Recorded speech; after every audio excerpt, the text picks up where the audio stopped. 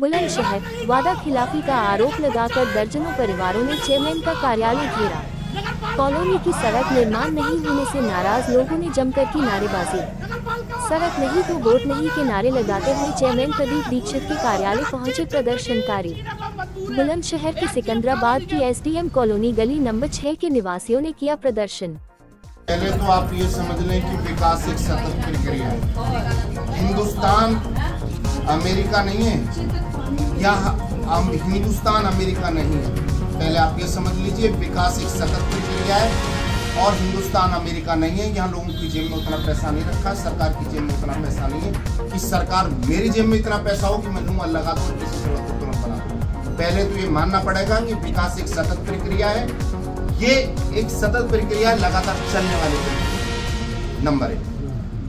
Number 2, हमारे हाथ में जो होता है, वार्ड मेंबर ने प्रस्ताव बना के लाया, हमने सदन में रखवाया, उसको पास करा दिया, ये हमारे हाथ में होता है। उसके बाद की जो प्रक्रिया है उसका अनुपालन कराना अधिकारियों के हाथ में होता है। हम अधिकारियों को लगातार कहते रहते हैं, लगातार टॉर्चर करते रहते हैं कि आप काम कराइए, फिर भी हमारे को भी अंदर की स्थिति पता होती है और अधिकारी को भी पता होती है। ये आपको समझ लेना चाहिए कि अगर व्यापारी की दुकान में सामान है तो वो बेचने के लिए बैठा है, अगर हमारे पास कुछ है तो हम करने के लिए बैठे हैं। हमारा किसी से जनता जनार्दन से कोई द्वेष नहीं है, हम जनता के लिए रास्ते स्मूथ करने के लिए बैठे हैं, हम रास्ते बनाने के लिए बैठे हैं। पर ये शासन व्यवस्था है, हम कोई यहाँ कुछ चीफ मिनिस्टर नहीं है, हम एक छोटी सी नगर पालिका अध्यक्ष जैसी पोस्ट पर बैठे हैं।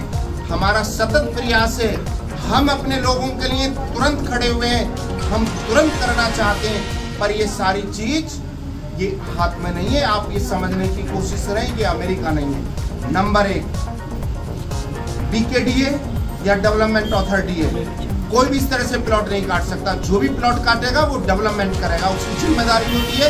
अगर कोई सड़क बनी है तो उसके डेवलपमेंट की जिम्मेदारी, सारी एक व्यवस्था है, उस व्यवस्था का अनुपालन जनता की तरफ से होता है और हम जनप्रतिनिधि हैं। एक आदमी ने घर बनाया एक खेत में, 100 मीटर दूर जाके एक घर बना लेता है, फिर हमारे पास आता है कि मेरे घर के लिए सड़क बना। जितनी भी कॉलोनियां बनती हैं उन कॉलोनियों का फर्ज बनता है कि वो बिजली पानी सड़क की व्यवस्था करें, पर ना बिजली पानी सड़क की व्यवस्था की तरफ आप देखते हैं। कॉलोनी काट दी, आपने प्लॉट भी ले लिया, आपने कभी नहीं देखा कि यहाँ बिजली पानी सड़क की व्यवस्था नहीं है, आपने प्लॉट कैसे देखा? कोई नहीं देखता। जब प्लॉट खरीदता है कॉलोनियां बनती चली जाती है, ना वो ये देखते कि सड़क कितनी चौड़ी है, भारत सरकार के नॉर्म से कितनी चौड़ी सड़क होगी, इतनी ये होगी, इतनी वो व्यवस्था होगी, लाइट के लिए, बिजली के लिए, पानी के लिए, सड़क के लिए, सब भारत सरकार के नॉर्म्स है। और उन नॉर्म्स को ना तो कोई फॉलो करना चाहता है। हमारे पास लोग आते हैं कि खंबे लगाइए, सब लाइट लगाइए, हम शासन से कहते हैं कि खंबे लगाइए, लाइट लगाइए, शासन हमें अपना जियो बता देता है, ये जियो है साहब।